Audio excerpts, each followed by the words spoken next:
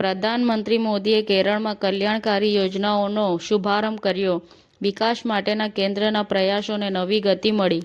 US પ્રમુખ Donald ટ્રમ્પે જણાવ્યું હતું કે હું ઝેલેન્સ્કીને મળ્યો, ટૂંક સમયમાં પુતિનને પણ મળીશ. રશિયા-યુક્રેન યુદ્ધનો અંત આવવો જ જોઈએ. દલદલમાં પોલીસ ઓફિસર બની ભૂમિ પેડનેકર, ડીસીપી રીટા ફરેરાનો દમદાર રોલ કર્યો. પ્રોજેક્ટ એવરગ્રીન સાથે આઈઆઈટી બોમ્બેના ભૂતપૂર્વ વિદ્યાર્થીઓ દ્વારા ઇતિહાસનું પુનર્લેખન કર્યું. અમેરિકા સત્તાવાર રીતે વિશ્વ આરોગ્ય સંગઠનમાંથી બહાર નીકળ્યું. મુખ્યમંત્રી શ્રી ભૂપેન્દ્ર પટેલ અડાલજમાં યોજાયેલી વિશાળ સમૈયા મહોત્સવ ખાતે શિક્ષાપત્રીના 200 વર્ષ પૂર્ણ થયાના અવસરે ઉપસ્થિત રહ્યા. શિક્ષાપત્રીના દર્શન કરી ધન્યતા અનુભવી.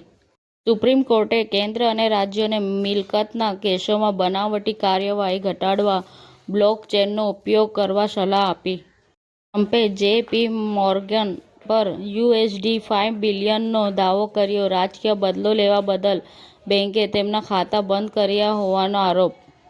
કેન્દ્રીય ગૃહ મંત્રાલય દ્વારા 2027ની વસ્તી ગણતરીના તબક્કા 1 માટે પ્રશ્નાવલીની વિગતો આપતું એક જાહેરનામું બહાર પાડ્યું.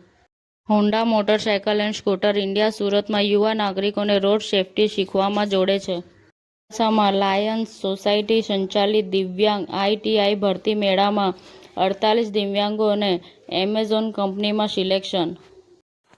સમાચાર ટુડે ન્યૂઝ ચેનલની ટીમ અને જે સત્ય છે તે જ બતાવશે. આપ જોતા રહો સમાચાર ટુડે ન્યૂઝ ચેનલ. ગુજરાતની ધરતીનું ગુજરાતીઓ માટે જ, એટલે કે સમાચાર ટુડે ન્યૂઝ. અમારી સમાચાર ટુડે ન્યૂઝ ચેનલને લાઇક કરો, શેર કરો અને સબસ્ક્રાઇબ કરો અને જોડાયા રહો સમાચાર ટુડે ન્યૂઝ ચેનલ સાથે.